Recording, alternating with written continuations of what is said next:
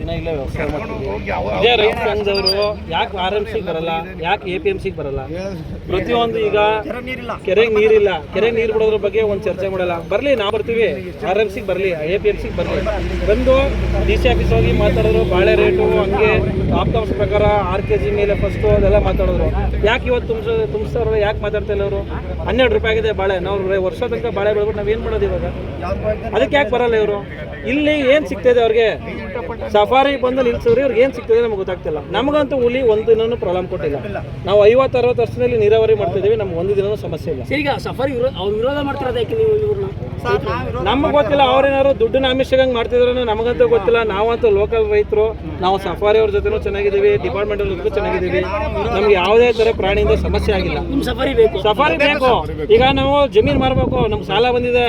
Safari ಇರೋದಕ್ಕೆ ಯಾರು ಬಂದು ಜಮೀನು ತಗೋತಿಲ್ಲ. ಮುಂಚೆ 50 ಲಕ್ಷ 60 ಲಕ್ಷ ಕೇಳ್ತೀವ್ರಿ, 20 ಲಕ್ಷಕ್ಕೂ ಕೇಳೋರಿಲ್ಲ. ಇದಕ್ಕೆ ಯಾರು ಕಾರಣ? ಇದಕ್ಕೆ ಹೊನ್ನೂರು ಪ್ರಕಾಶ್ ಅವರೇ ನೇರ ಕಾರಣ. ಇದಕ್ಕೆ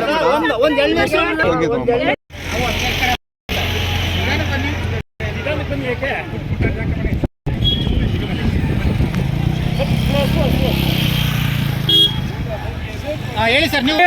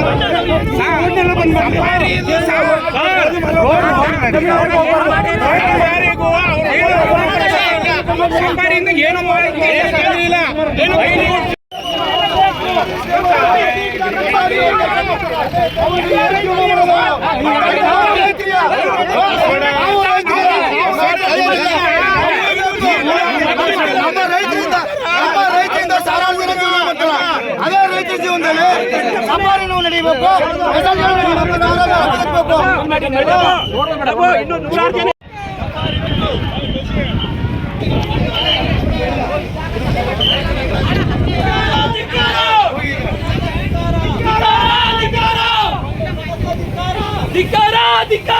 ಒಂದು ಪ್ರಕಾಶ್ಗೆ ಧಿಕ್ಕಾರ.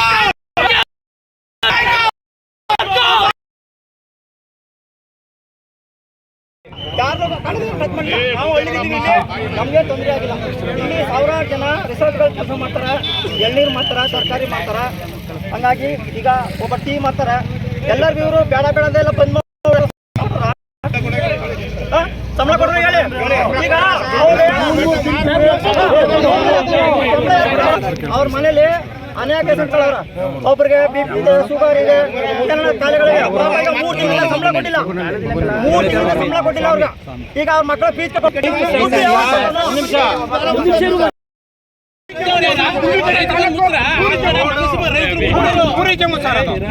ಅದಕ್ಕೋಸ್ಕರ ದಯವಿಟ್ಟು ಇವನಕ್ಕ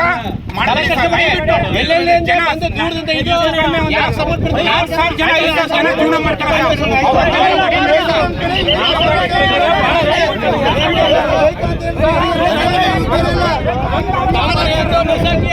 ನಾವು ರೈತರಿಗೆ ಸ್ವಚ್ಛ ರೈತರು ಕೆಲಸ ಮಾಡೋ ನಿಲ್ಸೇ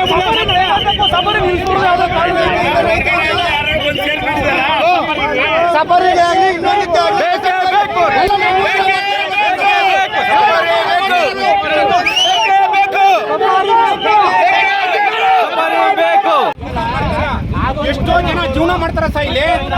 ಇವ್ ಬಂದ ತಗರಾನ್ ಮಾಡ್ಕೊಂಡು 4 ದಿನಕ ಆಟ ಹಾಕೊಂಡು ನಿಂತ್ಕೊಂಡಿಲ್ಲ ಸರ್. ಇದು ಭಾರಿ ಮೋಸ ಸರ್. ಇದು ಎಳ್ನೀರು ಅಂಗಡಿಗಳು ನಾನು ಕೇಳೋದೇನು ಸರ್, ದಯವಿಟ್ಟು ನಾನು ಕೇಳೋದು ಕೇಳ್ತಾರೆ ಸರ್. ನೀವೆಲ್ಲ TV ಚಾನಲ್